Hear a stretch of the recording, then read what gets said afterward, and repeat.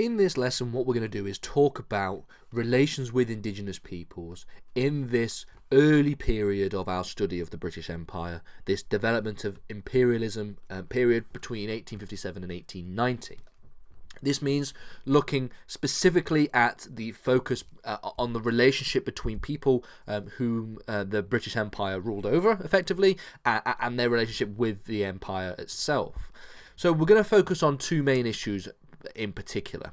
We're going to begin by talking about relations with India, namely looking at the Indian Mutiny, which we examined in the first lesson, I believe, and then the responses and impact of the Indian Mutiny, the changes that took place after the mutiny had occurred. And then we'll examine relations with peoples within South Africa, the South African region. This means looking at relations with the Boers and Bantu peoples in this region of South Africa, as well as relationships between these two indigenous peoples, as well as tribes such as the Zulu tribes as well. So let's begin by talking about the Indian Mutiny. This is probably the most significant development that took place within the British Empire, especially if we're going to look at the British Empire through the lens of this relationship between the empire and the indigenous peoples that the empire ruled over. The outbreak of the Indian Mutiny was most likely caused by landlords and nobles having their lands deprived by the Governor-General. Now that is historically argued to be probably the main reason why this mutiny took place. But there was also the traditional reason that is often cited, which is the issuance of new Enfield rifles to soldiers within India that were greased with animal fat, which of course would insult those religious soldiers, those who are either Muslim or Hindu. And so, of course, would be something that would cause quite a lot of grievance for these individuals. This obviously makes sense. In reality, it was probably likely to be a mixture, a culmination of a number of different factors that led to the outbreak of the Indian Mutiny. For the most part, whenever we see rebellions and revolutions and mutinies take place within history, there tends to be multiple reasons that lead to a stirring up of these problems. So, for the most part, we likely attribute the Indian Mutiny to both of these factors. It began with sepoys or sempoys, Indian soldiers, who were serving in the Bengal army, and in February 1857 they refused to obey orders, and this is where the mutiny begins to take place. Battalions in other regions then began to join in with this mutiny, refusing to take the orders. The rebellion was actually relatively successful in a lot of northern cities, such as Agra, and so we see that within the northern regions of the Indian province, that it was actually quite successful. They took a number of northern cities, but for the most part, if we were to look at the Indian Mutiny through the lens of the entire subcontinent, it didn't touch most of the subcontinent. For the most part, it only really was successful in some areas of the northern region, in northern cities. Despite not touching the majority of India itself, and despite, if we look at it through the lens of the majority of India, it was only relatively regional in terms of its success, the Indian Mutiny itself was very costly for the British. In terms of reasserting rule, the British had to then resort, they did resort to draconian tactics such as torture, execution, and the burning down of villages. Now, this is something that is often not mentioned in the propaganda when it comes to the representation of the Indian Mutiny back home in Britain. The Indian Mutiny is presented as the brutal and savage Indian peoples attacking these lovely, lovely white British people, when in reality the British also engaged in these draconian tactics as well. And so, despite all of this, despite the fact that the Indian Mutiny was very costly, and despite the fact that they used these draconian tactics, rule wasn't actually fully asserted back in India until June 1858. So it took a long time to reassert authority on the part of the British when the mutiny had taken place.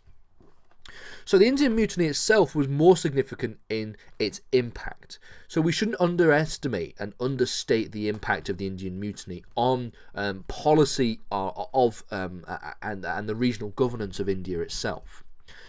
In 1858, India passed into the direct rule of the British Crown, and subsequently the rule of the East India Company came to an end. So we know that prior to the subsequent re-establishment of authority into the hands of the British Crown, India was ruled over by the East India Company. And so when we see the British Crown and then we see the Empress of India being Queen Victoria, we see that the governance of India being passed into direct rule by the British Empire. This meant that India would have a single centralised government, rather than being controlled by the East India Company that did things a little bit differently. And in terms of the impact of this, as well as the impact of the mutiny itself, the presentation of the Indian Mutiny saw the Indians as savages while failing to present the British atrocities in a similar way. I've mentioned about how this was presented back home in Britain as this kind of savage Indians, while the British were just, the nice people that didn't do anything wrong. Well, of course they did. And while under British rule, the Indian Raj administered under the British notions of fairness and the rule of law. So we see this being introduced into India, these ideas of the rule of law and justice and fairness, but there were some caveats. In reality, there still existed a bias towards the white man, and it did very little to help those who were the poorest in the Indian subcontinent. For the most part, things such as justice and legal representation and the rule of law and things like this, while they were all very good things, and it's obviously a good thing that it was brought to India by the British Empire, it didn't help those who were the poorest within Indian society, because it was still very expensive to get any of these things in Indian society. And at the same time, while there was also further development of educational opportunities for people in India, again, these opportunities favoured the higher classes and actually created a new professional class, something that we'll talk about in a second. One positive thing that did sort of come from the Indian Mutiny, at least post-Indian Mutiny rule, was the tour of India that was done by the Viceroy Canning between 1859 and 1861. The reason why this tour was done was to better facilitate relationship between India and the British Empire, and to present the British in a much more favourable way following the end of the Indian Mutiny. And it did lead to some positive things that were taking place. So during this time, some land and titles were returned back to native Indians, there were new medals that were introduced, and they also established further educational opportunities and educational institutions. And these were quite significant during this period. So there were universities that were established in Bombay, Madras and Calcutta in 1857. These universities were very, very successful in educating a number of different students. They were, between 1857 and coming towards 1890, some 60,000 Indians were educated, and this created this new professional class that existed. This professional class were educated in subjects such as law. Some 2,000 law students were graduated from these universities, and they entered into government service. A lot of them entered into government service immediately after their education. In terms of economic developments following the Indian Mutiny, we see the significant building of new railways across India. So the development of railways helped stimulate trade across the subcontinent. It helped allow for people to reach regions that were a lot less able to be reached during this period. And there was also a development of subsistence farming beginning to develop as well, with an increase in the number of tea plantations from the 1850s all the way up to the 1870s. Some 200 new tea plantations coming into 1871. So we can see that the Indian Mutiny did have a significant impact on the governance of India. We see India passing into the direct rule of the Crown, and we see a number of different relatively positive changes take place to India during this period. While some of these cannot be too overstated, because there was a significant bias again towards white people, as well as towards those who are in the higher classes rather than those who are in the poor classes. For the most part, we see educational opportunities increase, and we see an increase in economic developments as well. So we see some significant impacts that can be said to be positive. What about relations in South Africa between the Boers and the Bantu peoples between 1867 and 1890? But we'll move on from that. So, relations in Africa with the Boers and Bantu people were relatively peaceful for a long period of time. So, the British had recognised neighbouring Boer states in the 1850s. However, of course, it was the rare discovery of minerals such as diamonds in 1867 that led to tensions taking place in this region. As you can probably imagine, people like diamonds. And so the discovery on the Vaal River led to a diamond rush that attracted both European peoples and Boer peoples to the region to try and get as many diamonds as possible. A bit like the gold rush in America, we see a diamond rush in South Africa. In 1868, the British Empire annexed Basutu land, and in 1871 they had taken West. I'm going to try and pronounce this word, Griqualand, and the area where the diamonds were first discovered was West Griqualand, and so this is where they start to annex these regions, coming into the 1860s, into the late 1860s, early 1870s. They then went on to propose a federation between the British and the Boer territories in 1875. This was something that was rejected strongly by the Boer peoples, and so tensions continued to develop. And you will notice that these tensions are going to develop as we move on into future lessons when we talk about relations with indigenous peoples going into the early 1900s and even further into the late 1800s. We start to see tensions really start to ramp up. But as the British began to try and exert more power and more influence in the region into the latter half of the 1870s, the instability continued to rise. And this instability continued to rise, namely with the Boers and the British against other tribes. So in 1877 and 1878, the British engaged in the Hosa War. This was a conflict that allowed them to annex further tribe communities. And at the same time as the British engaged in conflict with these tribes, the Boers were engaged in conflict with the Pedi tribe, a conflict that was not as successful for the Boers. So while the British were quite successful in the Hosa War or the Xhosa War, the Boers were not very successful against the Pedi tribe.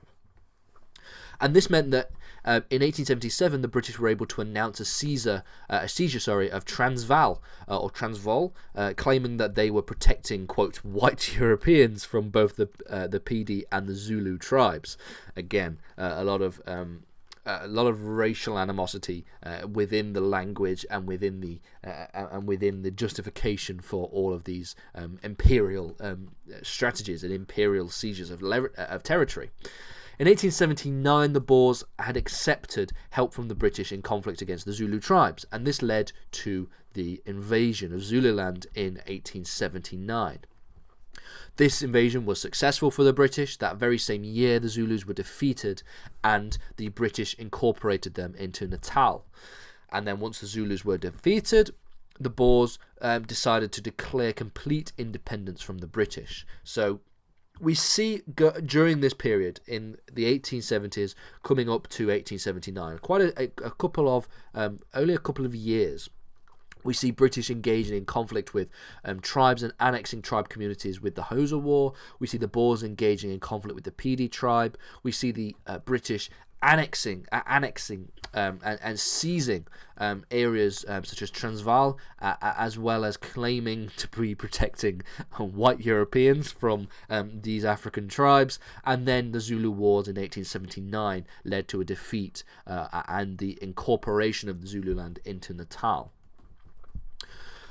Between 1880 and 1890, the Boers began to exhibit further hostilities towards the British. So if we go back here, towards the end of the 1870s, in 1879, we see a complete independence declared by the Boer peoples from the British.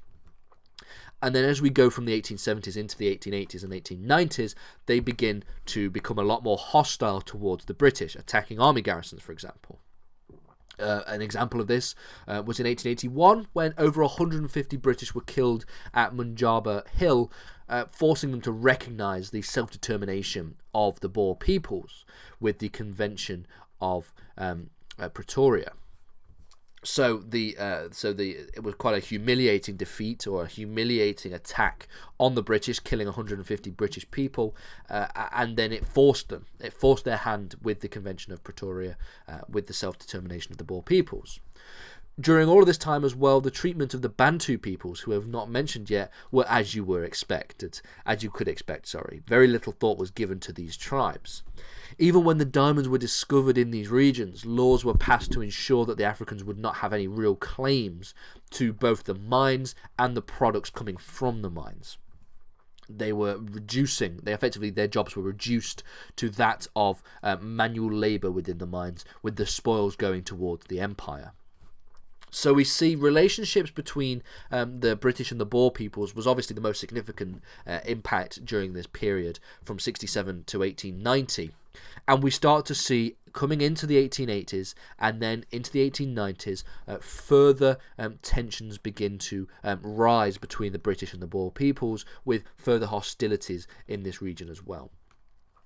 So if you were given an exam question on this particular topic, it could probably be asked something of the way in which the British Empire administered these regions in India and in South Africa. And you may be asked to evaluate the success that the British had in this area.